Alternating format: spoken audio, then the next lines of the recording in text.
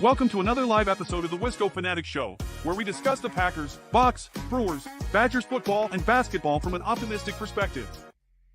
Wisco Fanatics is brought to you by Cardboard Legacy, Wisconsin's most complete sports card shop. Buy, sell, grade, and consign all at their location in Oshkosh. Welcome back. Tyler and Mike here so far. Jake will be joining us shortly. He's just running a little late. Mike and I are going to start talking about Badgers basketball, who, I'm going to say this, because we put out the Greg Gard apology form yesterday morning. I don't know, maybe if we jinxed the Badgers or enough people didn't fill them out that they jinxed the Badgers, or that people think that the only reason that a coach is good is for winning in March. It's unfortunate. You're never going to please everybody. And, you know, you get people like, oh, the Badgers can't even beat Penn State. Why would anybody fill this out? It's never going to be able to please anybody, even though the Badgers are ranked number 11, despite starting the season unranked. And a loss to Penn State. You know, Jake made a good point yesterday that it just really goes to show that playing on the road is tough in the Big Ten. So we aren't going to start with the Penn State game. That's going to be the third game. So unfortunately, we got to do the good news first and the bad news second. We usually like to do it the other way around.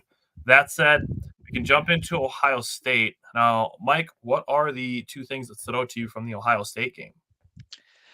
Yeah, these first two games I like to call it was like one of those Wisconsin games where it was gritty but not pretty, but we still got the dubs, right? So my first takeaway, going into it, we found out that Stephen Crowder was questionable going into the game. He still gutted out 20 plus minutes, which kudos to him. But that brought up an opportunity for Nolan Winter. So that was the first call that I wanted. Man. So he ended up playing 11 minutes, which is still a little more than what he has played, throughout the year. So he had 7 points, 7 clutch points, and 2 rebounds. So, obviously he's a big part of our team. And I think he was just worth calling out, especially in a game like this, where, as again, Stephen Krall, that you could also tell when you were watching him during this game specifically, it was definitely limited with what he could do. I know a couple times, he was getting out rebounded, but I think that had a lot to do with, with his health that night. So it was good. Nolan Winter came in, did his job, got 7 points. It was the most off the bench for any of the other guys that went in the game. So it was just good to see him, making a very key contribution in a Big Ten game on the road, which you just said.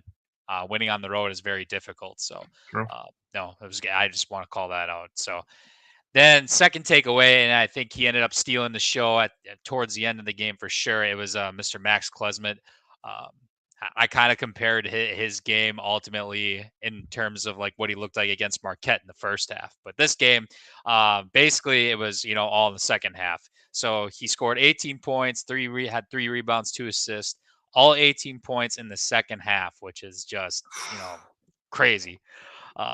So yeah, we were down 52-56 with 6:14 left. The Badgers then go on to score, 10 unanswered points, 8 of which were from Klesmit. And I guess to even get even more deep into it, with 5, I'm going to get more specific here. With 5:16 left, Klesmit actually then started his 10 consecutive points.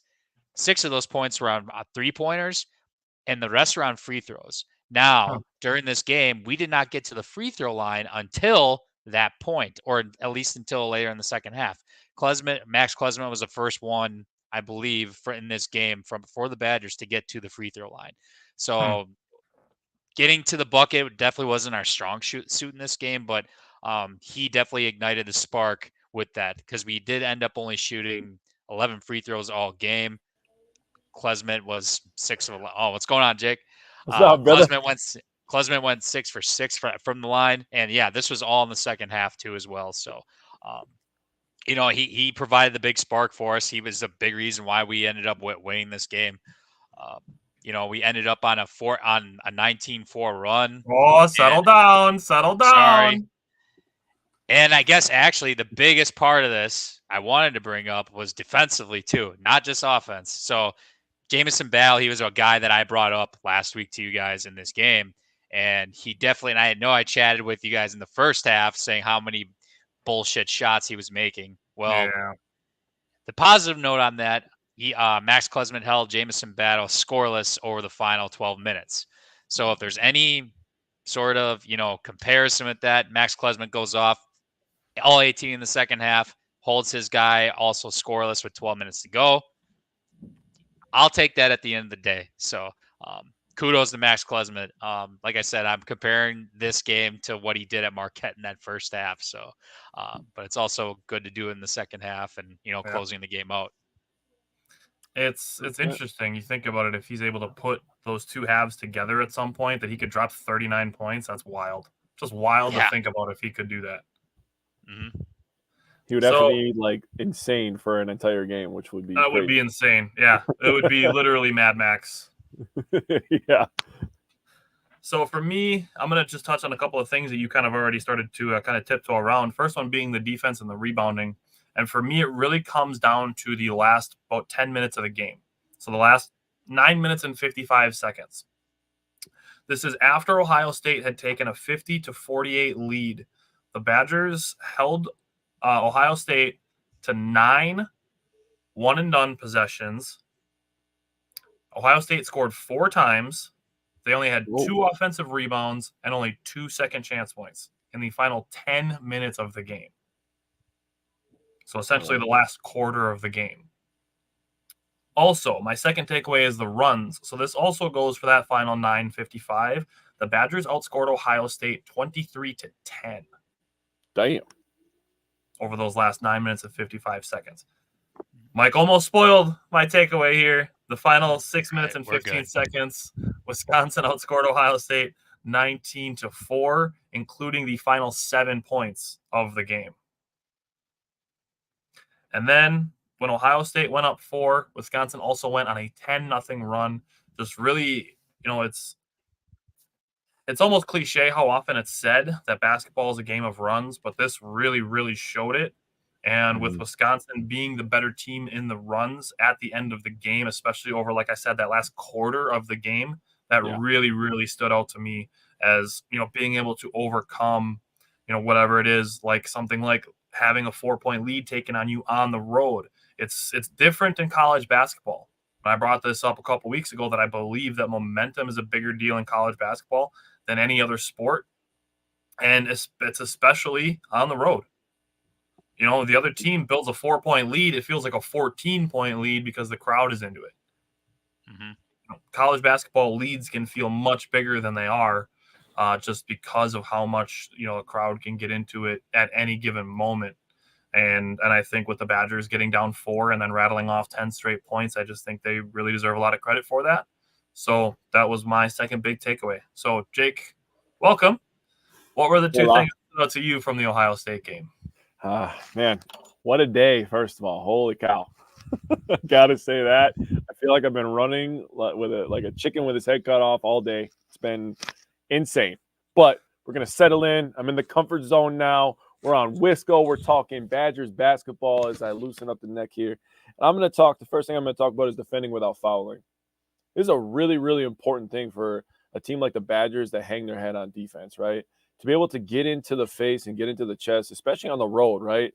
That was why I wanted to take this topic, is because you're on the road and usually, there's the cliche that you're not really going to get the whistle, or, the home team's going to favor the home team, right? So for us to, defend without fouling, I thought was really, really good. Especially, Mike already brought up Battle, but he was cooking in the first half.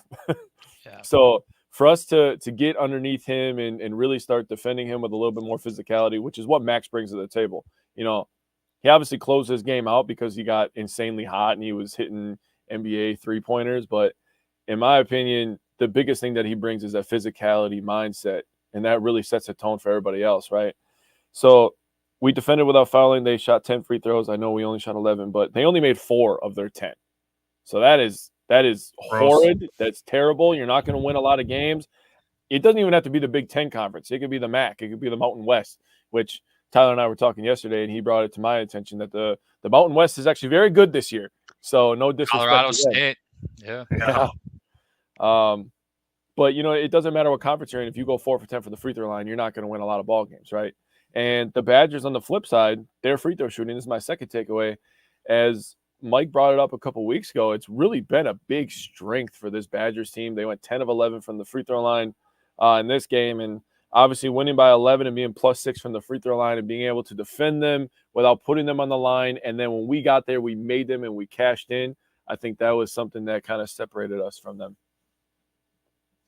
I like it. All right, let's switch gears to a home game. This was Saturday. Jake and I were watching this while we were at the Cardboard Legacy event at the Herd Arena, which was really cool. We posted it on the page. Seeing our logo next to the Timber Rattlers and the Wisconsin Herd logos was kind of a cool. It was a pretty cool experience for us. That was the cherry on top, I would say. Yeah, it's cool. It's something, like we said in the post, it's not something we thought would have been part of our future when we started doing this show. And maybe someday we'll be next to the Brewers and the Bucks logos or something. I don't know. Now you're talking. But y'all will get there. Happy where we are, but always working for the future. So that said, yes. From Saturday's game, Mike, what were 2 things that stood out to you? I'll go with Mr. Max Klesman again as number 1. I mean, he basically picked up where he left off in this game. A very sluggish game, a very physical game. Yep.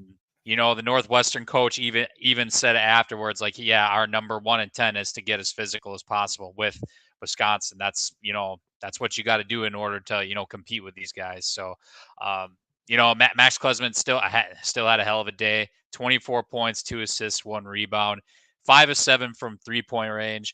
I mean, if any of our viewers here watch that game closely, you could tell sometimes when some of our possessions seem very stagnant. And at least in my view, Max was the guy that did end up bailing us out a few times on some of those broken possessions. So, kudos to him. He's playing really good ball lately.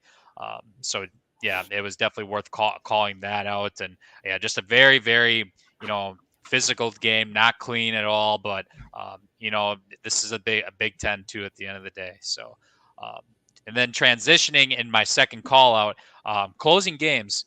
This is one of those games where last season I think we were going to lose. One of my biggest, for this Badgers primer this year, I've talked about how many close games we had last year and what our record was. And it wasn't great, right? It was basically the difference of making the NCAA tournament and not making it. Well, this year we're starting to get better with closing games. So, 60, it's tied at 63-63 with 2:50 left. Northwestern's not going away. And what do? We close the game out on an 8-0 run. So, in a very, very interesting stat, kudos to Evan Flood for pointing this out. So in the Big Ten season, we are 19 of 22 from the free throw line with 3 minutes or less remaining in the game. That's given where we were last year with our free throw shooting. We've been bringing it up a handful of times. I mean, Jake just mentioned it before. That's pretty impressive. We've come a long way, right? So, and that's a big part of, closing these games against, Northwestern and Ohio State. Both these games were sluggish, but at the end of the day, if we can make free throws and we take care of the controllables. I know we did have a good chunk of turnovers this game, but at least we made. I mean, we at least made free throws. We were 20 of 26, which we've been better, but we've definitely been a lot worse. So you want to just toss controlling the rebounds in there? That explains all the fundamental failures. That's all 3 of them right there. So yeah, that's just main components of winning these close Big Ten games. So even if you're not looking the greatest, if you can control the controllables, you're going to be right there at the end of the day. And this has been a big, part of why we're doing well so far this season. Yeah, Wisconsin allowed 15 points off turnovers. Yeah, exactly. I'm going to be talking about that later on too. That's high for sure. For me, Tyler Wall is the first one that stood out to me. Tyler Wall scored 11 points on only 4 shot attempts. And how he was able to do that was by scoring 7 points at the free throw line. He was 7 for 11. And what I think Tyler Wall deserves credit for, firstly, is for recognizing that at the beginning of the game, it did cost him a turnover to recognize it. But recognizing that Northwestern was going to very aggressively defend the baseline. They weren't going to let Tyler Wall get baseline and get his little, wraparound dump-off passes to Stephen Crowell. And he was able to recognize that and then use that aggression against Northwestern to get himself to the free throw line. So Tyler Wall absolutely deserves some credit for that on its own. And then I just want to go to Tyler Wall's defense. And I came with a visual aid of Tyler Wall's defense, and it's his defense on Boo Buie. Tweeted this out that he put the absolute clamps on Boo Buie on this play. This is textbook. Can't ask for anything better. For him to get in front of Boo Buie twice, and on the second time that Boo Buie tries to drive past him on the baseline, he's able to poke the ball away, which then forces a shot clock violation. So this is fantastic defense by Tyler Wall. This is a clip that you should show to every kid that you're teaching how to play defense. Correct. I guarantee you always Greg told Gard my saved this kids- clip. Sorry. I always tell my kids, you play defense with your feet, not your hands. If you move your damn feet and stay in front of people, you have a chance to stop them. Yeah, this is just fantastic. So I had to give Tyler Wall credit for this. All right, You know, the that's second a thing hell that of a stood clip. out, second thing for me that stood out was leads. Now, people like to complain. First and foremost, that's just something that we know is a fact. But I want to point out Northwestern is a good team. Mhm. Wisconsin got a couple leads there. They were up by as many as 12 at one point. But Northwestern wasn't just going to give up and go away. True. They've beat some really good teams, and to their credit, they adjusted to Chucky Hepburn's defense and started using Boo Buie off the ball. Mm-hmm. That's the credit to Northwestern. That's just a smart adjustment. That we really got to start to recognize that the teams that we cheer for don't just get to impose their will on games, and the other team has nothing to say about it. True. The other teams are going to adjust just as much as our teams do. And they're going to adjust the things that our teams do. So we really have to at least acknowledge them when they do things that are, smart, intelligent adjustments. So I give, I forget what his first name is. I think it's Chris, but Collins, the Northwestern's coach, a credit for adjusting Chucky Hepburn's defense on Boo Buie and moving him to an off-the-ball scorer. So that said, Wisconsin built their leads using defense and taking care of the ball. That is Wisconsin basketball. With Wisconsin, they scored 70 points in 10 straight games, and seeing people complaining about it and being like, oh, well, that should be evidence that Greg Gard is a bad coach because he's been here for, since 2015. It's like Wisconsin has never been a high-scoring team. Also, that's 10 straight games. If they go 9 straight games and then score 69 points, that streak would be over. Yeah. So it doesn't mean that they've only scored 70 points 10 times in a season. It's 10 times straight. Right. Yeah, we usually play a slower pace, so we don't Right. try to score 70. We try to score. Back in the day in the Bo Ryan days, we were trying to score 55 to 60, and we were going to try to hold you to 50. Right. That was the goal. So this is one of the things is Wisconsin started 5-0 in the Big Ten. That's their best start in the Big Ten since 2007-2008 season. Greg Gard was not the head coach then. True. James brought up, I literally had to explain to some of my fellow Preds fans when they say it's our players' jobs to win. If I don't do my job, I get fired. Oh, God, I hate it when people compare their day-to-day jobs to professional athletes. Just don't do it. It's not a correlation. It's not the same thing. It's not at all the same thing. James said I'm like, the other team has to do the same job. Also, you're a nurse. That's not the same thing. Yeah. Somebody who's sick and dying isn't going to change their condition to try to throw you off. That's true. Yeah, I also don't get an off season, so that would be cool. You're treating somebody for a cut on the hand. They're not just going to grab a knife and stab themselves in the leg just to throw you off your game. Wouldn't that be something, dude? How about that for a curveball? How would that make you have to adjust on the fly? I like it. It's just don't compare your everyday job to professional athletes. No, I mean, most of us don't like our everyday job, but we all like sports, right? It's true. We like sports. We don't care who That's the knows. first difference. Yeah. All right. Jake, what 2 things stood out to you? Couple things. First of all, mental toughness, man. To win in this league, and I'm foreshadowing a little bit with this, but it's hard. Okay? Doesn't matter who you're playing, doesn't matter the record of that team. They all have good players, right? It's pretty much an even playing field with all these teams. And there's a few teams who get some 5 stars every once in a while. Like back when we were kids, when there was Greg Odens and we had Alondo Tucker. Like there's, Conley. yeah, you're right. There's special players every once in a while, but for the most part, this conference is what it is because it's so even across the board, right? Like any team can beat any team, right? Like we saw that case in point. Who did we beat? I forget. Who just beat Purdue? Nebraska. Yeah. We handled Nebraska. Nebraska goes to Purdue, and they handle Purdue. So If that doesn't tell you, Purdue. Yeah, Northwestern too. Yep. Yeah. If that doesn't tell you that this is even, then I don't know what you're looking at anymore. So I really want to congratulate the Badgers on their mental toughness. When Northwestern was coming at them and it was a tie game and we were losing and we could have pouted and we could have, ran with our tails between our legs. But these guys decided to come together and put together some stops and put together some good offensive possessions. And I just think that mental toughness is something that needs to be pointed out with this team because it's this team's got backbone. I'll tell you that. It's one of the reasons that I'm starting to believe. It's one of the reasons that the AP poll voters are starting to believe as they move them up to number 11. I mean, this team's got something special. I can't quite put my finger on it yet, but I'm going to find it eventually. Now I'm going to throw out a preliminary thing for it. I'm going to say depth. I can see that. I could definitely see that. It seems like somebody different kind of stepping up every game. You get your Max. Could be great guard. Yeah, you get your AJ Storr moments. You get your Crowell moments. You get your Blackwell moments. Like Connor Season's had some moments here and there pop up these last couple of weeks. So, I mean, depth could definitely be the thing that they have along with that mental toughness.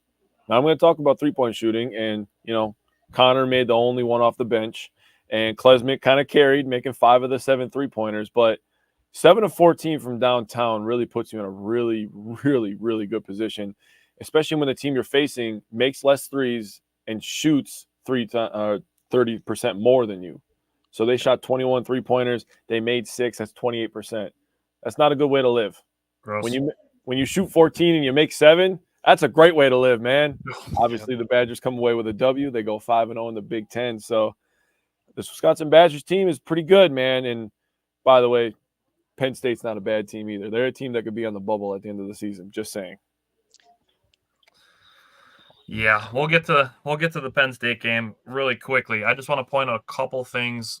One being Max Klesmit and AJ Storr making some absolutely tough jumpers at the end of this game. Yeah. And then the other one, Jake and I talked about this a little bit while we were there on Saturday at the Cardboard Legacy event at the Herd Arena, is AJ Storr. And there's a learning opportunity for AJ Storr in the one transition opportunity that the Badgers had later in the game, where he took the ball basically from behind half court all the way to the basket and then tried to dump off a pass. I think he got fouled on the play, I think. But what you and I talked about is he had a point guard next to him. They had a 2-on-1 essentially.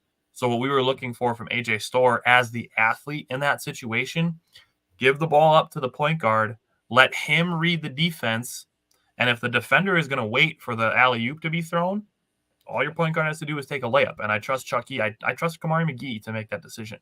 I trust John Blackwell to make that decision to take the layup if the defender is going to play for the alley-oop. If he doesn't, that's how you get off the backboard alley-oops like Chucky did to AJ Storr a couple weeks ago. True. That was fun. They should do that again. Absolutely. So that's just a learning thing for AJ Storr. If you have a 2-on-1 in transition, give the ball up right away and then let the guy who's running the break with you decide if he's going to throw you the alley-oop or not based on who the defender goes to attack. Yeah, you got to make the defender make a decision, right? Because he's going to be a pickle in the middle eventually. So you throw the ball up, you let the point guard decide, okay, I got the shot, I got the pass.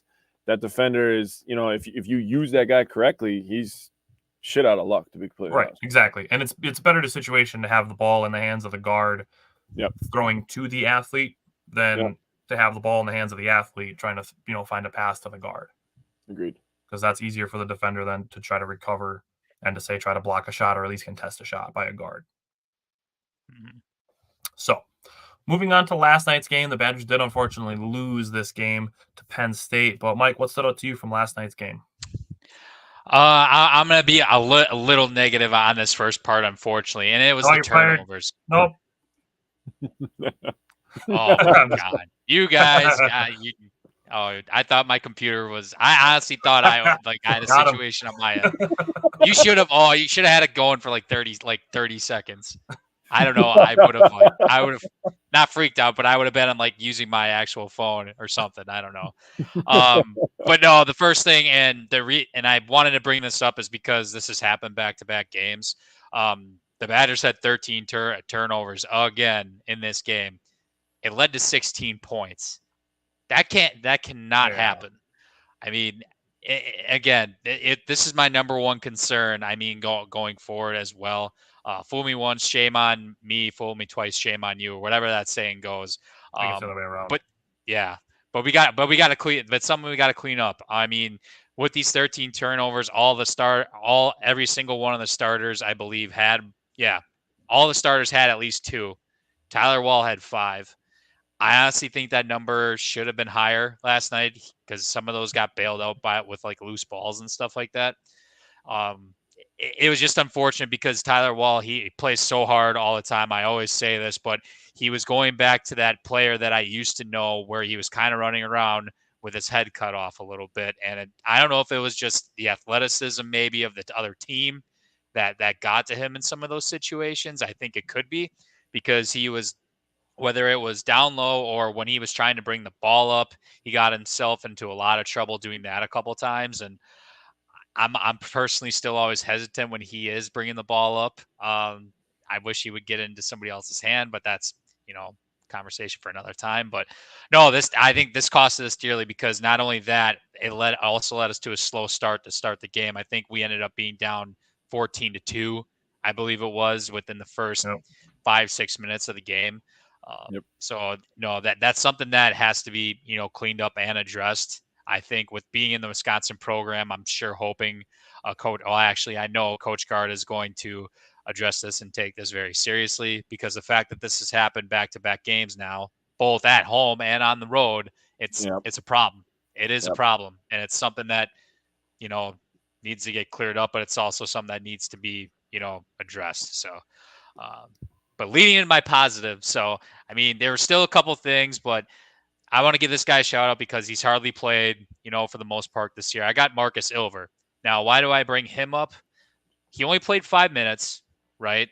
But we did have to put him in because of the foul trouble with Max Klesman. Max Klesman, for anybody who wasn't watching the game, picked up 2 fouls probably with, 3-4 minutes into the game, not even something like that. So we did have to adjust our lineup at times. So Marcus Ilver comes in for the last 5 minutes of that first half.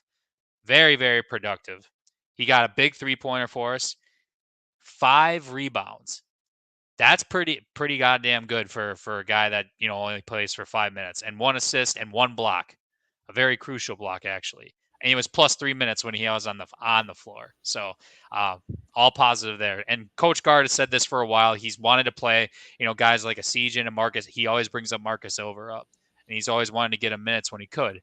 And thankfully for him, given that Max Klesman was in foul trouble, obviously they had to adjust. He was able to play a little bit, and no, he definitely stood out. And you can say he gave us some energy. You could also say that he was kind of he was putting out a fire, so to speak, because I was not comfortable watching this game personally because every time we scored, Penn State would fire right back, and thankfully which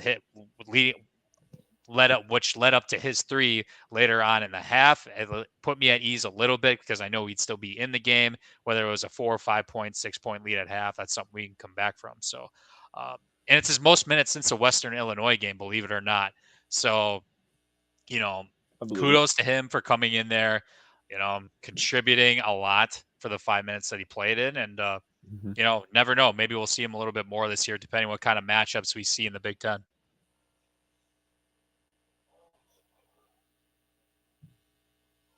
I can't hear you. Yeah, me either. Sorry. On your 2 takeaways, on the first one being the turnovers, it's tough giving credit to your opponents when they do things well, but Penn State, their full court pressure is legit. It's run well. Mm-hmm. They do a really good job of forcing teams to the sidelines and then pressuring them and trapping them to force them to have to rotate the ball back around. That's why Tyler Wall ended up having to bring the ball up so often. because Penn State was doing a good job of trapping guards. Mm-hmm. Later on in the game, it ended up being John Blackwell more often than anybody else. But credit to Penn State, their press works well. On your second one, Marcus Silver, as far as his playing time goes, and I don't expect him to really to beef up a lot just because he's known to be a shooter. So I don't expect him, to suddenly be this powerhouse muscular dude. But if he can even just a little bit beef up and then be able to defend a little stronger, I think he could potentially steal some minutes from Carter Gilmore. Yeah. So that he's would not maybe afraid be to a goal. shoot it. He's not afraid to pull the trigger. If he gets a look, he's going to shoot Right. it. Right. If he gets any sort of look, he doesn't care what the situation is. He's going to shoot it. I've seen him play enough to know that. And he quickly pulled the trigger even last night too in this game. Yeah. So as far as he an could have pulled it offensive even quicker. perspective, yeah, exactly. That would just be, I'm not saying that this is something I have as a goal for the Badgers, but if I'm Marcus Silver, that would maybe be something that I would, be looking at and being like, hey, maybe if Carter Gilmore is going in for mainly defensive and rebounding, reasons. If Marcus Silver can do those things, that might be a key to him for getting some more playing time. So for me, I'm going to go to Steven Crowell. I was so polarized on Steven Crowell this game because he did so many things well. But then I also still have at least 2 bones to pick with Steven Crowell. And the thing is, he had a great game. He had 17 points. He had 11 rebounds. He threw a few assists in as well. Mm-hmm. He has the ability to put up great statistics like he did in this game. But Steven Crowell needs, caps lock, needs to make quicker decisions. Yeah. The ball cannot go into Steven Crowell and then stay in his hands before he decides if he's going to pass, dribble, or go for a shot for 3, 4, 5, 6 seconds. It needs to move quicker because the Badgers, they run their swing offense, and it's a lot of dribble handoff, quick passes 3, 4 feet away from the 3-point line. So when you finally get a point where somebody is chasing as a defender, chasing one of the offensive players, the Badgers need to be able to take advantage of that without giving defenders time to recover to their matchups. It happened too many times last night that the post entry was made and the ball was held onto, allowing defenders to recover to their assignments. Yeah. The ball needs to move quicker. The decisions need to be quicker. And I'm fine with, I'm not saying we need to take the ball away from Steven Crowell because he is so capable. He's a good passer. He's a great passer for a big man. He's a threat anywhere, outside of a step outside the 3-point line. He's a threat anywhere from a step outside the 3-point line all the way to the basket. He just needs to still present himself as that threat. And the decisions, they just have to be quicker. Can't hold on to the ball and let defenses recover and then try to diagnose them. Yep. That's where he got caught too. I think it was twice he did that last night where he ended up, like you said, letting the defense recover and ended up turning the ball over. That grinds my gears, letting the defense recover when you finally, you get all enough passes moving around and it's okay, somebody's going to be open. Yep. And then the ball's not moving. Yeah. Can't happen. That said, my second one, it kind of comes to efficiency, which ball movement helps, is if you can get open shots, that's necessary. When it comes to efficiency, a guy that we need his efficiency back is Chucky Hepburn. And in a game like this especially, this game, it was a close game. The Badgers were able to grab a lead very briefly to cap an 8-0 run thanks to nobody but Max Klesmit. Who else could it be? But the Badgers were able to string together some stops until they weren't. And, the Badgers got enough stops to go and take a lead, and then they couldn't get any more stops after that. That's where they need Chucky Hepburn's efficiency to be able to kind of keep them in the game at that point.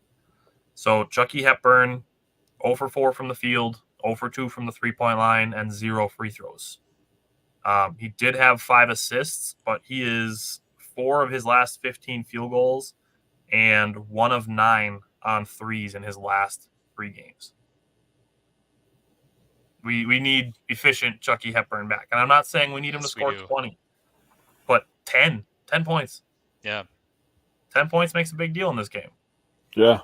Yeah. I mean yeah, if Chucky Hepburn can average 10 points, 4 assists and 3 rebounds, that's perfect. Like I said, we don't need Chucky Hepburn scoring 20 points, but we just need a little bit more efficiency from Chucky Hepburn. And I believe he's capable of it. So I'm not trying to be negative and saying, oh, Chucky Hepburn sucks, bench him for Blackwell or anything like that. Chucky Hepburn absolutely has the keys to the car, keys to the offense, keys to the defense. I believe he's capable of doing these things. It's just something that stood out to me as important from this game. So, Jake, what did you see that stood out to you from the Penn State game? Nice segue, because my first takeaway is John Blackwell, his backup. And John Blackwell just has a knack for playing really, really good on the road, dude. I don't know what this freshman's got it, man. He is him, in my opinion. In a couple of years, he's going to be a real stud, like Big Ten Player of the Year potential, in my opinion. Him, Nolan Winter, they could be a dynamic duo that could be something to mess with. But in this game, he had 14 points, 7 of 8 from the free throw line, so I thought he did a good job being aggressive, which he always does. But he always looks for a shot, man, and that's something that I appreciate from him. You don't get that with a lot of 18-year-old kids that just come in here, especially at Wisconsin, right? This kid just comes in and just starts taking shots and defending people and making the right decisions, and just appreciate it. The next guy is a guy that is just so athletic, dude. AJ Storr. This guy is just – he's so good. And I wish we could I don't know if he has any post game, but I would really like to get him some ISOs in like the mid post. Instead of having him dribble out from 25 feet all the time, let's get him a mid post. Let him dribble in for 14 feet. That might make all the difference. Use his quickness, take one step, get a quick layup, or he forces the issue and he gets fouled right away. Like, those are little things that we could do to, little tweaks to the offense. And again, I like the offense. They run it well. This team obviously understands it, but every once in a while, throw in an ISO to AJ Storr, let him go to work from the mid post and see what he can do, because he's a good mid-range shooter as well. So that's maybe something where he can take the next step if he doesn't have that post game, but he's got the athleticism and the explosiveness to finish inside as well. So if he could find a little mid post game, I think that would make him completely a different player and very dangerous. Yeah. It seemed like every time he was catch, he basically his thing is as soon as he gets to the top of the key, he likes to take the 2 dribbles and do that spin move. Yep. And whether it's trying to get a foul or he gets a layup out of it, he did that. Oh man, he probably did that a damn near, I don't want to say a couple handful of times, but at least 5 or 6 for sure. Yeah.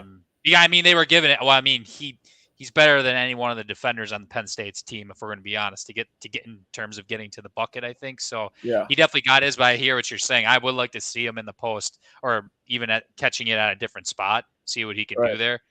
And I'm glad you brought up the John Blackwell point too, because, getting those shots, every time he catches that ball in the corner and shoots that 3, I think it's going in at this point.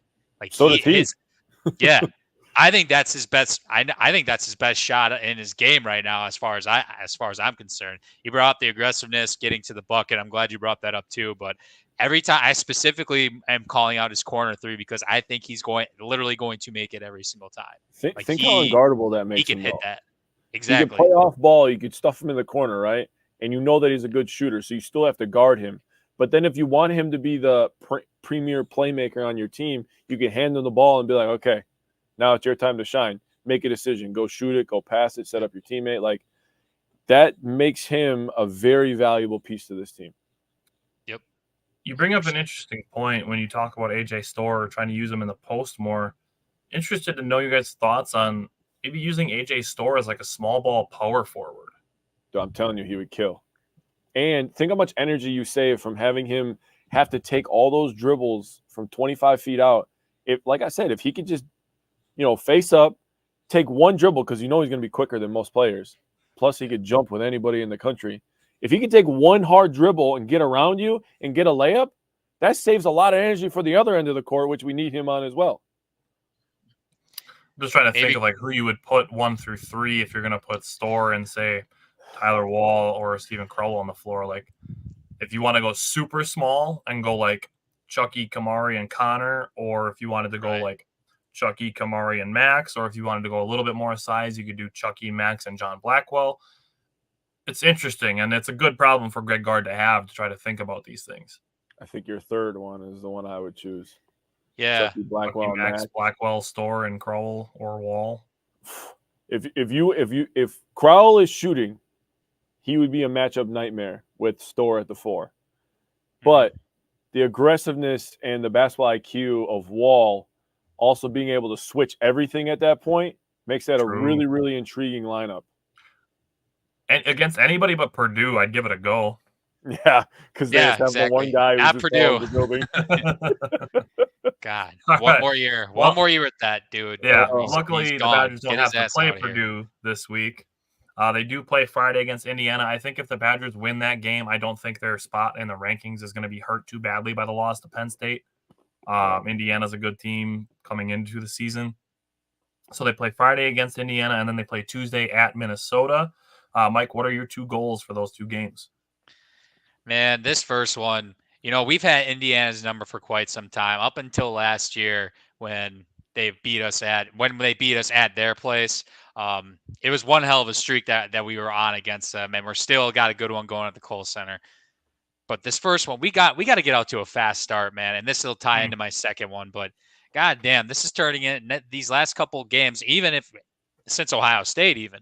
I mean, we can't get up. We haven't gotten off to a quick start at all to save our life. So I'm looking forward to that. I don't know. It's going to be close. I don't know if the students are back yet on Friday. I want to say they might be, but man, Friday night, 7, 8 o'clock, whenever that game, I think it's 7 o'clock. I'm hoping the students are back because the Kohl Center should be rocking for Friday night. Like this place should be bumping. So I'm looking to get out to a fast start in front of a great crowd. Get them into it immediately, right away. We need that. We need this. We need that from this team. If we can do that, we're going to win, I think. I know Indiana, they're coming off a tough loss last night to Purdue. They're going to want this bad too because they have not won the Kohl Center for a very, very long time. So this is definitely in the back of their minds. It always has been for years until they piss it away against us. So I know I tell you guys, Nebraska football and Indiana basketball are one and the same. They think they're a blue blood program, and they're really like, we're not living in the 90s or the 80s, okay? Like we're not. Just get out of there. Or the early 2000s, I guess. But no more Trace Jackson Davis either. Exactly. Yeah, that's very nice as well. And then my second goal, I talked about it in these last 2 games. We got to play clean, man. We can't average this 13 turnover, bull crap, against, Penn State, Northwestern, when it gives them a free 15, 16 points. Right. That cannot fly anymore. That's not who Wisconsin basketball is. Our average turnovers per game, I think, was 8 going into last night, even after that blunder against Northwestern. So, we got to clean that shit up. Bottom line, if we can get that back down to where the standard is, we're gonna win this game. We talked about Badgers and Minnesota as well. Sorry, but go ahead. We talked about the Badgers being a slow-paced team or a slow it down pace team. If you let your opponent score fast, that just contradicts what you're trying to do. Yeah. It's Penn State did that a lot last night. As soon as we scored, like we could not. Again, I felt so uncomfortable that whole game because as soon as we got something, they would come down and they could get any shot that they wanted. Kudos to that Clary, their point guard, because he absolutely dominated that game. I think. And Ace Baldwin, that dude was lighting he's it up. Tough. Too. Ace Baldwin's tough. He's tough. I agree. He was a tough dude, but no, we just play clean, like turnovers, cut them down, man. And we're gonna win that. We're gonna win this game against Indiana. We should win against Minnesota too. I'm biased as hell, but I think we should still win these games regardless. I agree. My 2 goals are pretty simple. My first one, it just ties into what I was saying about Stephen Crowell. It's quick decisions. Quicker ball movement.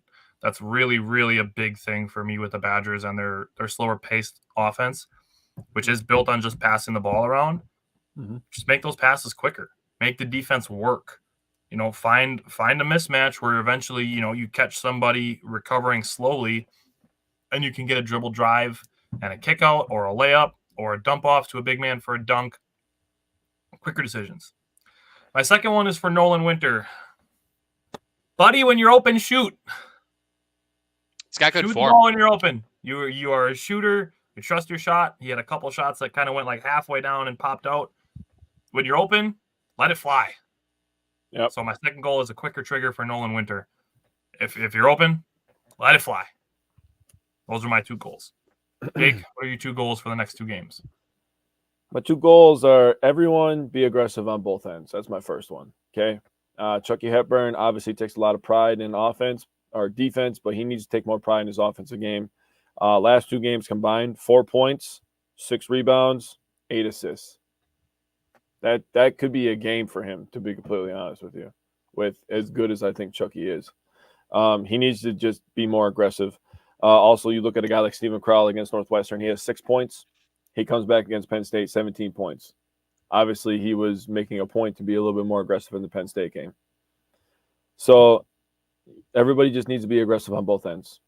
Stay attached, stay passing the ball. I think if the ball moves quicker, to your point, I think that would make everybody stay more active on offense. Yep. My second one is really simple.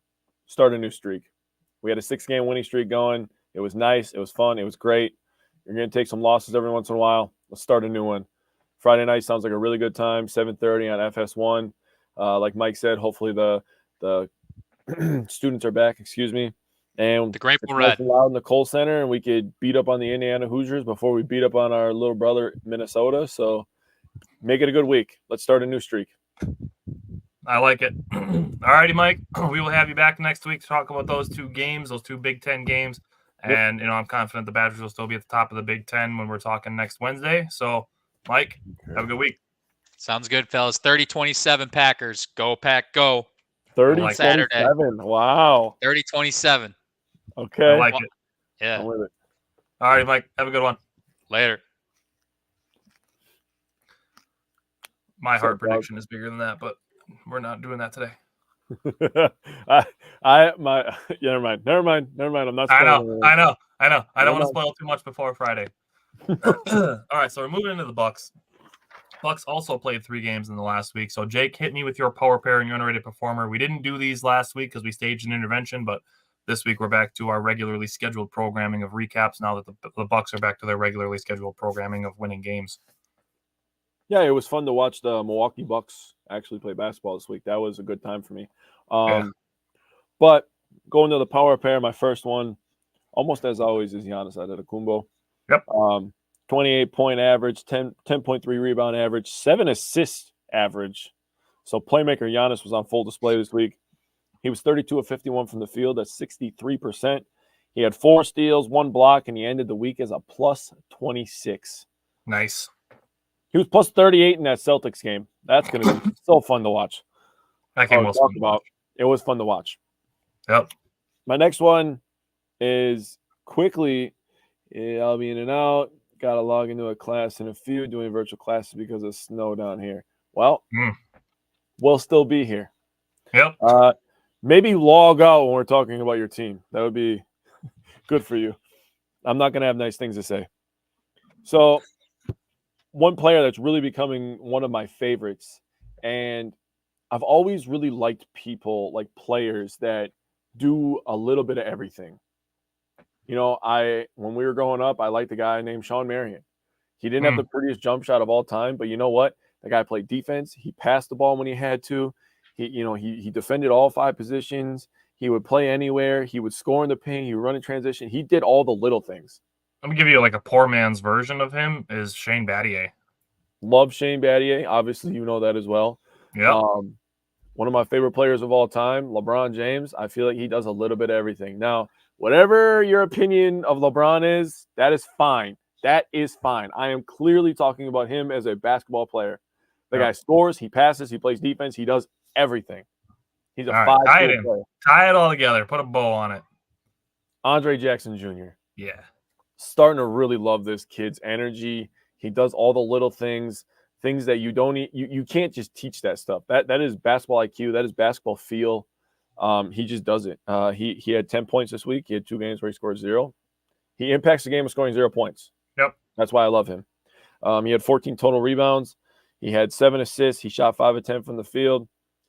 He did have 6 offensive rebounds in that game against the Warriors. That was massive. He had 1 block, and he finished the week plus 21. So very good on him. Shout out John Horst, by the way. For real, dude. To grab Andre Jackson Jr., a guy who has, as far as college goes, has championship pedigree at UConn. Yep, 100%. And he was one of the captains on that team, so that just speaks even more to that. Yep. My underrated performer is a guy that everybody just kind of forgets that's on the team until he's wide open in the corner 7 times. Malik Beasley. He scored 50 points. That's a 16.6 average. He averaged 4 rebounds, 3 assists. He shot 55% from the field, and he shot 50% from the three-point line. What else is new? That's basically his average. He added 3 steals, so a steal per game, and he finished the week as a plus 33, man. Yeah, Malik Beasley, his three-point shooting negates anything negative you want to say about him. 100%. He's that good of a shooter. He is that good of a shooter. All right. My power pair, I have Damian Lillard, 25.7 points a game, 6.3 assists, 4.7 rebounds. He was 44.4% from the field, 38.5% from the three-point line, and 100% from the free throw line. We're going to talk a lot more about Damian Lillard. Next, I got Bobby Portis, Mr. Double-Double, 20 and 10 on the week. 60%, 75% on threes, 75% at the free throw line. Bobby. And then my underrated performer, I went with Brook Lopez. He had a very efficient week. Brook Lopez averaged 14.3 points, 7.3 rebounds, 4 assists, and 2.3 blocks per game. He shot 56.3% from the field and 40% from the three-point line. So, let's dig in. The gloves are off for this. So, Jake, what stood out to you from the Bucks and the Celtics? I'm going to say this right now. The Celtics do not take us seriously. They do not take us seriously. For them to use the excuse of playing the second half of a back-to-back, get their ass handed to them, and then sit their starters at halftime is bullshit. That is straight bullshit. Yep. They do not take us seriously. Until the Bucks whoop their ass, and then whoop their ass, and then whoop their ass, that is when they will take us seriously. They think that, oh, this is just a game in January. Let me tell you something. There are certain games during the season that you have to care more about.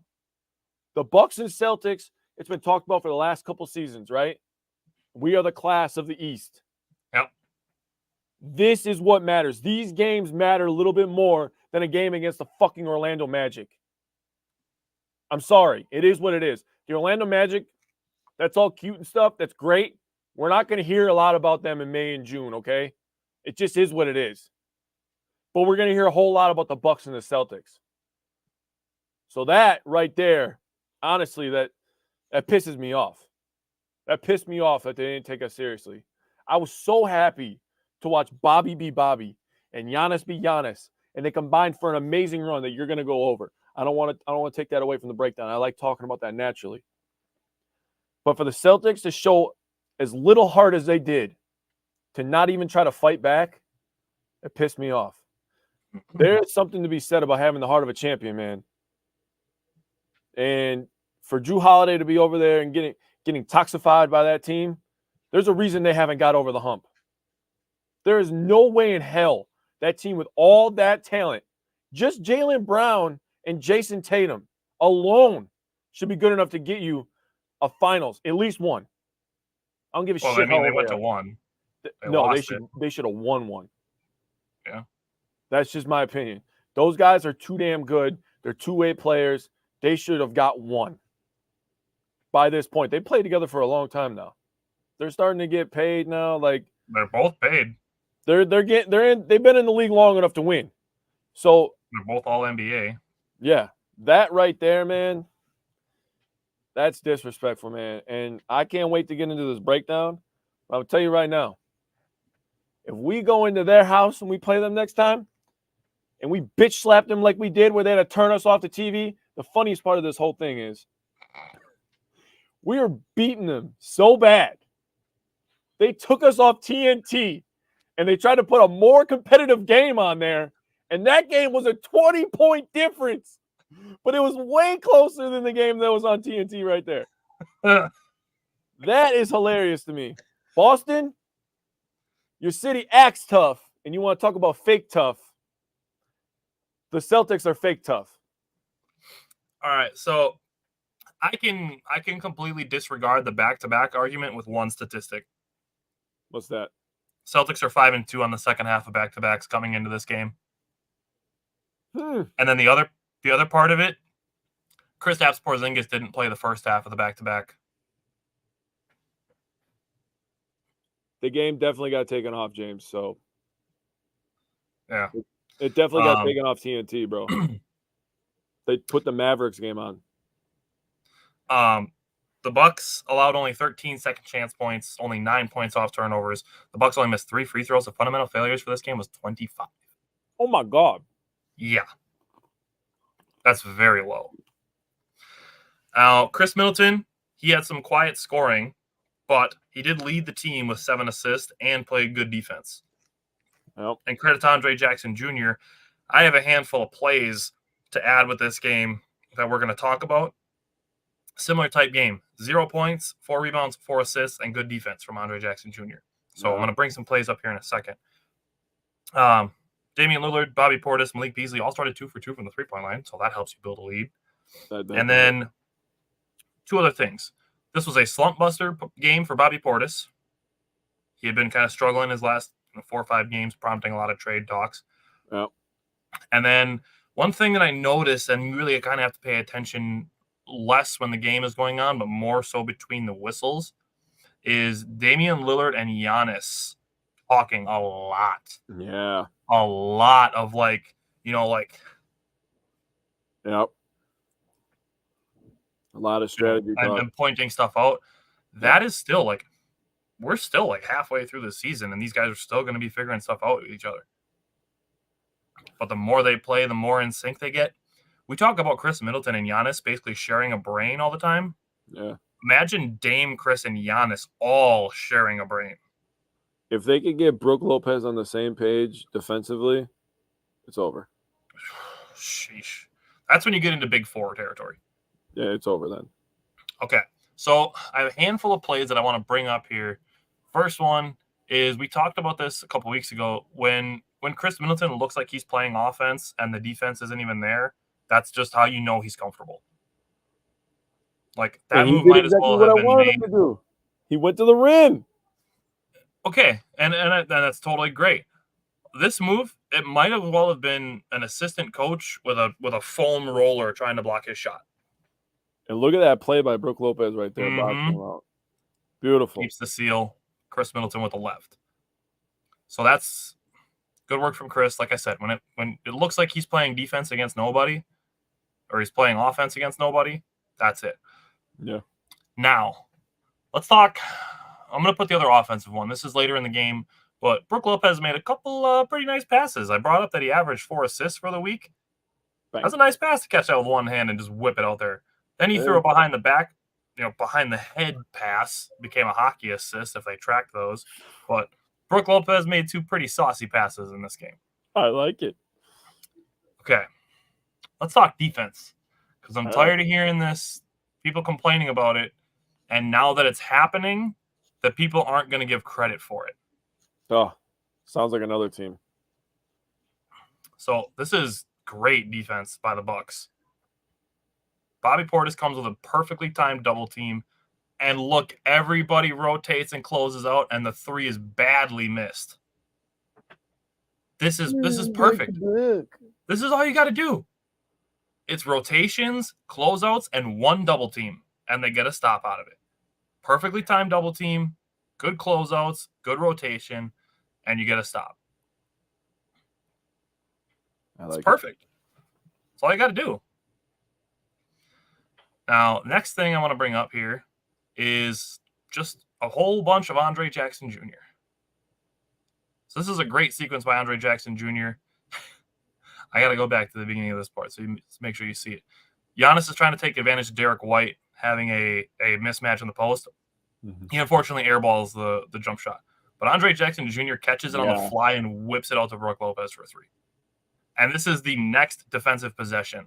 So really, like at the very beginning of this, Jason Tatum's trying to get to the ball to try to do like a dribble handoff.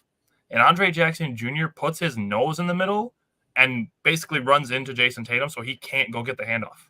Yeah, Which crazy. completely denies Jason Tatum to get to the ball. Yeah. There's no way Jason Tatum was going to get that ball. Then he recovers well and stays attached. Then he closes out on the shooter. And another good closeout. And shout out to Damian Lillard for his rotation on this play also to rotate down onto Derek White. Yep. Trusting that the Rook's going to be able to get there. And that's Peyton Pritchard, who's basically the Celtics version of TJ McConnell, who's a little bit of a Bucks killer sometimes. God, I hate that guy. So, good rotation by Damian Lillard, and then a good closeout by Andre Jackson Jr. to finish the possession. Yeah. Air ball. Back to back. But, Bucks can't play any good defense. Yeah. Well, it was only because the Celtics were on a second half of a back-to-back. Oh, that's right. Yeah, that's right. Yeah, Sorry. yeah. Is that why the Bucks had several plays where they just ate shots for breakfast? So this is more Andre Jackson Jr. He misses a 3. Watch how much space is in between him and the ball when he goes for this. It's unfortunate that Pat got called for a foul, but look how much space is in there. Look how much ground he covers to get to this point. Oh, my God. And then this is Get Brook out. Lopez making a block. And I've said this, you have to be willing to get dunked on to make plays like this. And then this is Thanasis. I'm tired of hearing anybody could beat Thanasis in one-on-one. You wouldn't. You wouldn't. This is happening. That dude's head is 6 inches away from the rim, and Thanasis is up higher blocking this shot. You're not ever going to score on Thanasis. He's going to beat you 21-0, and you will not get one clean shot off. Probably 100 times in a row, too. Dude, there's nobody at your local gym that could beat Thanasis one-on-one. Nobody. I agree. Not happening. All right, let's move on to the Warriors game. Jake, what's it out to you from Bucks and Warriors? Well, just a disclaimer. No Steph Curry. That sucked. I was really excited. Yeah. I understand why they sat him now. Now, understandably, we played them on the second half of a back-to-back as well. But Steph Curry has been kind of running to the ground to start the season. He started out super great, and then his legs started to get pretty tired because Klay Thompson hasn't been the same and stuff. So he's kind of carrying all the offensive load. Draymond too. Yeah, and then obviously, in prayers to him, we're with everybody else. They just had an assistant coach that died. That's an extremely sad situation. So, Yep. But we're focusing on this game. Giannis, Dame, Chris, they were all cooking. For Chris Middleton to have 24 and 10 and be the third star is ridiculous. You want all the stats? I have all the big 3 stats. You can get to them in 1 second. Brook Lopez and Beasley round out the starting 5. They each had 11. Bobby Portis added 10 and 8 from the bench. The bench total was 23 points, 12 rebounds, and 2 assists. I mean, that's not great, but it's going to get better. I'll tell you that. Reinforcements are on the way. And I'm honestly not super worried about it when you factor that the big 3 scored 84 points. oh, right. I mean, they can do the bulk of the scoring on any given night. So I'm just saying that overall, this team's strength is going to get stronger. So, yeah, really just I will say I forgot that kid's name. What's that kid's name? That's from It's Wisconsin. like Podzemski or Podlemski, Yeah. something like that. He was hooping. He was making some shots, man. He was going nuts for a little bit. That was ridiculous for a little while. He was like the backup point guard is hitting like dribble up step backs. Like they call Steph Curry light skin, but he's like the light skin version of Steph Curry. I'm just gonna say it like that. Yeah, and he's left-handed. You could tell he's been playing and practicing with Steph Curry. Yeah, And he's left-handed, which just inherently makes defending him a little bit harder just because it's not normal. just because it's a little different in your brain, right? But Yep. I just wanted to give a shout out to him because he played really, really great. But He's from Wisconsin. yeah, other than that, I mean, Bucks took care of business. So Damian Lillard missed his first 2 shots and then made 5 straight.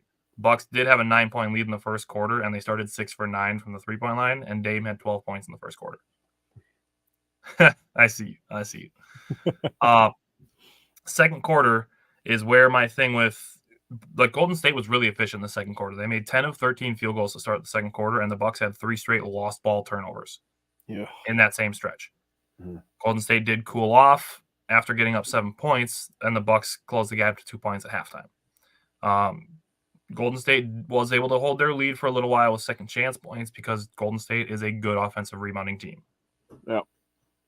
That's just part of their DNA.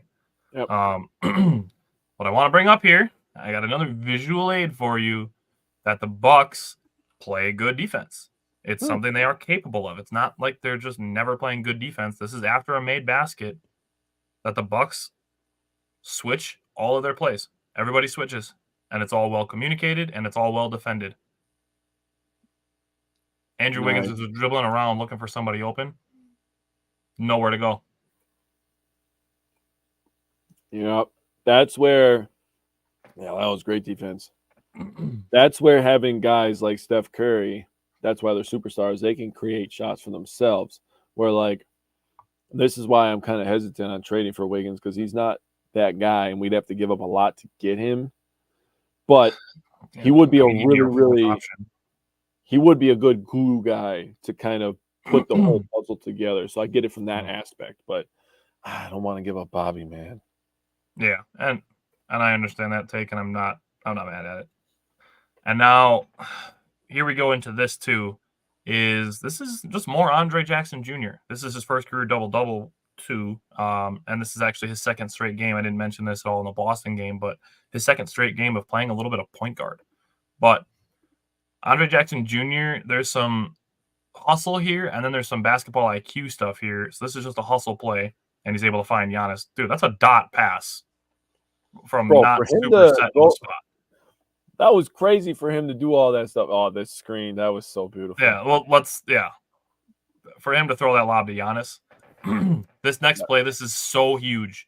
This is so huge for him to set this screen. And my favorite part about it is for him calling for the ball to go there. Yeah, that was impressive. And then oh my God. Meet me at the summit. I mean, just the basketball IQ of Andre Jackson Jr. So good. To make that. And then he also has athleticism like this. Oh, and then it leads to what? What does it lead to? I don't know. Just take a stab at it if you had to take a stab at what the scoring was going to be. Oh, yeah, I like that. Yeah, I like that. I like that a lot.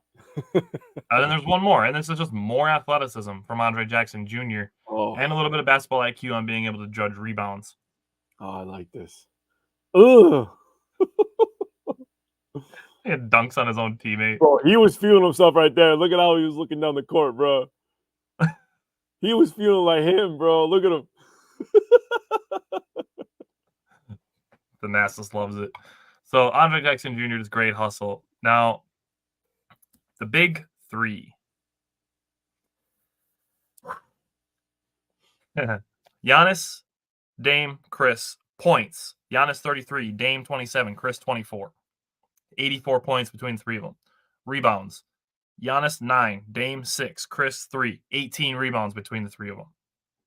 Mm-hmm. Assists. Giannis 5, Dame 7, Chris 10. 22 assists between the three of them. Turnovers.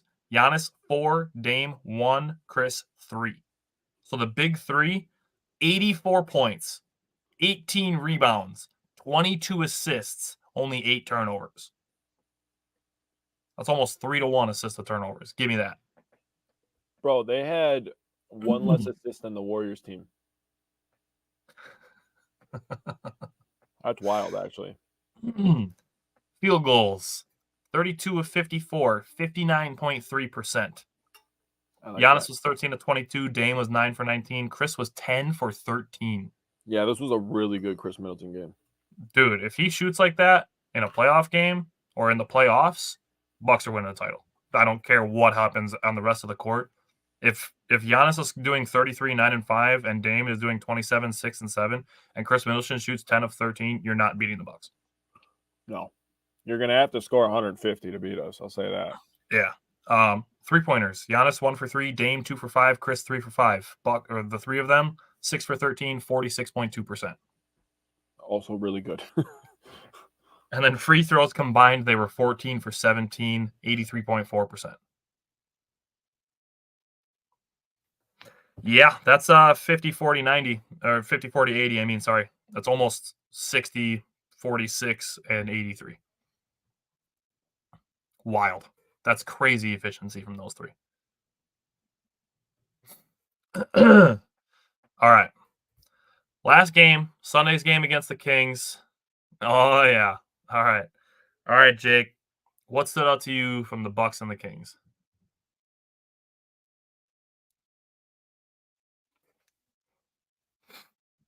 Apologize. I was coughing before. That was a crazy game, man. Like Dame said in his post-game interview, I really like that. It kind of shows his perspective on life and his perspective on the basketball court, where he talked about going through tough things. That's kind of the games that he has the game winners in, man. So he really shows a lot of mental toughness right there for me. He shows that he's a dog, which obviously we already know that. If you've watched any Portland games over the last 10 years, you know that Damian Lillard is a dog. Bobby Portis with 22. Beasley with 23. Brook Lopez added 27. Giannis added 27, 10, and 10. I mean, you can just go down the line. We didn't even have Chris Middleton in this game. We scored 143 points. Now, obviously, we're not going to use the excuse of second half of a back-to-back because that's exactly what this was. And, oh, my God, we won. Because in overtime. we fought through adversity. In overtime, right. Yeah. Kind of like what the Celtics had to deal with the day before. But, some people cry about it and some people get shit done. Just going to leave it like that. Obviously, the game winner was sick, okay? But there was a lot of situations that added up to that. Obviously, like I've said in the past, free throws win games. If the Kings hit their free throws, that doesn't even happen. They didn't hit their free throws. True. Brook Lopez hit a massive three-pointer to allow us to set that situation up. That's funny. That's the exact word that I have in my notes. But Damian Lillard, this is one of the reasons that we brought him over. Was closer, the clutch time, the buzzer beaters. He's not afraid of any moment of any shot at any time in any game. Let me say this, and this isn't a dig at Drew. It's not a dig at Drew. I love Drew Holiday, and I hold true even with him not being on the Bucks that he still has the sweetest step back in the game. Yeah. But there's a difference here between Dame and Drew. Now, if we still had Drew Holiday and Chris Middleton is out of this game, who is taking that shot? Drew Holiday. Are you confident with Drew Holiday shooting between the three-point line and the logo with the game on the line? Not as confident as I am with Dame, obviously. But I don't feel terrible. But I'll tell you what, with Dame, I feel like it's going in. I feel like real good. Yeah. That's the difference. That's the question you have to ask yourself. Yeah. And unfortunately, sacrificing defense, it's kind of worth it. Because like I said last week, having things that you need to get better on in the season while still being a really good team, it's scary for other teams. Yeah, absolutely. So that said, the Kings are a very well-coached team. I want to start with this, talking about Mike Brown, because he gets tossed on a play that was good defense. I don't even know what his deal was, why that was the play he was getting tossed for, because it was good defense and a good steal. Now, why I want to bring this up is that I don't want to try to let the Kings get by on an excuse, not that they would, or people, and Bucks fans being like, well, the Kings coach got tossed, so they didn't have their coach for the rest of the game. Right. Their lead assistant is Jordi Fernandez. Jordi Fernandez was my number one candidate for the Bucks job. Yeah, he was. I thought about that immediately when I was watching the game. Jordi Fernandez is going to be a head coach in the NBA someday, and the Kings recognize that by moving him to the first chair under Coach of the Year Mike Brown. Yeah. So the Kings are well coached. Their coach getting tossed is not at all something that explains the loss away for the Kings, because Jordi Fernandez is a fantastic basketball coach. Yeah. You could tell he knows his shit. Yep. So I'm not allowing that as an excuse. Now, I brought up the Bucks had 25 fundamental failure points in the game against the Celtics. They had 28 in the game against the Warriors. What do you think it was for this game? Keep in mind it's overtime. I'll say 34. Okay. The Bucks missed 5 free throws. They gave up 13 second chance points. Or sorry. 13 points off turnovers. Yep. 4 second chance points. Fundamental failures for this game was 22 in overtime. Damn. The Bucks took care of business for this. Yeah, they did. And let me say this. The Kings were 3-0 in overtime coming into this game. And you and I have talked about this, especially more so a couple of years ago when the Lakers signed him. Yeah. We like Malik Monk. Yeah. He is, what I would say, one of the most underrated players in the NBA. 100%. Between him and De'Aaron Fox, I think the Kings have the fastest backcourt in the NBA. No contest. No contest. I mean, De'Aaron Fox is probably one of, if not the fastest guy He's in the the NBA. fastest, and Malik Monk is no slouch. Yeah. So that's a good combo for them. I'm not gonna lie to you. And like I said, we hold respect for Malik Monk. I gotta say, I like him and Brook Lopez going back and forth a little bit. And it's one of those things that reminds you, like, at the end of the day, it is just a game. Yeah. So seeing them have an exchange and go back and forth and be laughing and stuff, I like it. I like it once in a while. You know, obviously you're playing a competitive thing, but like I said, Right. It's just a game. It's just a game at the end of the day.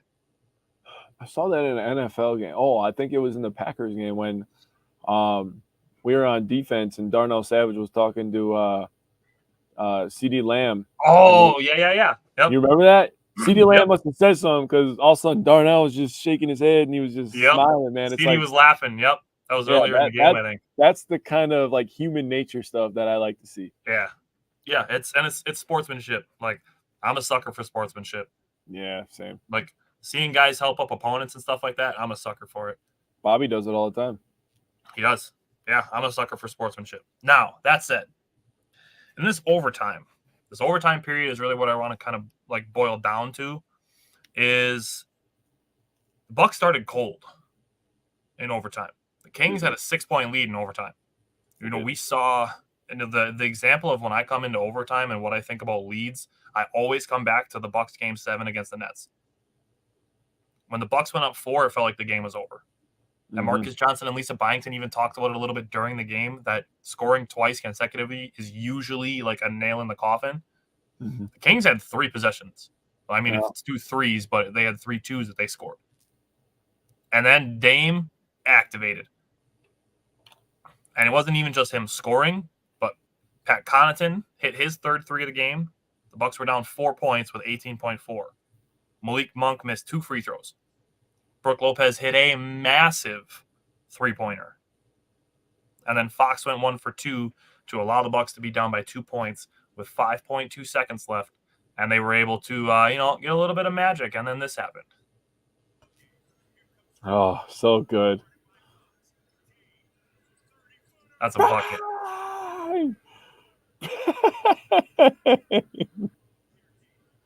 Oh, my goodness. I love this angle. I love watching the ball from this angle. Buckets. Unreal. Yeah, he's good. Bro, just immediately, like he's factory set to just go like this after he makes a game winner, bro. I love that he just like no facial reaction. Dude. That's what I'm saying, bro. He knows he's a dog. That's exactly what it is. It's the belief. That to me tells me that he believed that this shot was going in before he took it. To not react and to just be like, yep, I'm just here to do business. Man, we were all waiting for this. Every Bucks fan since this was announced was waiting for this moment right here. A Damian Lillard game winner. Oh, man. The Dame winner. This mama's the Mia. This is good stuff. Oh man. I think I really like the photo at the end where they're all going like this, pointing at the wrist. Oh, so good. Chris Middleton with the actual watch on makes the picture that much Well, I better. mean, yeah, he wasn't playing, so. Yeah, but still, it's a nice watch. Well, I would think so. He's paid a little bit of money. A little bit. All right, so the Bucks now they have 3 games between now and next Wednesday. They play tonight at Cleveland, and then they play 2 games Saturday and Monday at Detroit. I'm thinking 3-0 for the Bucks. I'm thinking 3-0 as well. Also, over the next 2 episodes, we're going to be talking about the Cavaliers and Pistons a lot. So, buckle Almost up for that. exclusively. No, I think the game tonight is on ESPN at 6:30, so should be a good one. Back-to-back against the Pistons. By the way, random because I'm thinking about the Pistons now. Did you see that thing with Kyle Kuzma? No. So, to backtrack, Try not to pay attention to Kyle Kuzma. When the Pistons were still in their losing streak, Kyle Kuzma had a quote and said, it's getting to the point where you don't want to be that team. And then I believe it was yesterday or whatever when they lost, or 2 days ago when they lost to the Pistons. And some guy said, bro, you just became that team. You are that team. So good. That's funny stuff. So the exciting thing about tonight's game against the Cavaliers is Jae Crowder is back.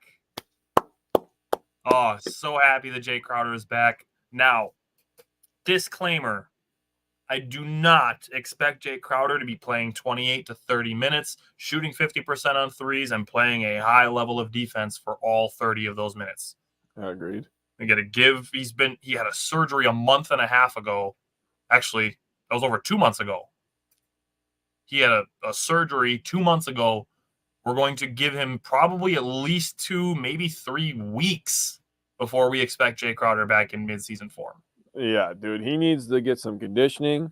Yep. Needs to get some shots up. Needs to get comfortable with the guys again. Some game reps. This is all stuff that needs to happen. So if he has a game where he goes 1 for 6 and he gives up some layups, just shut up.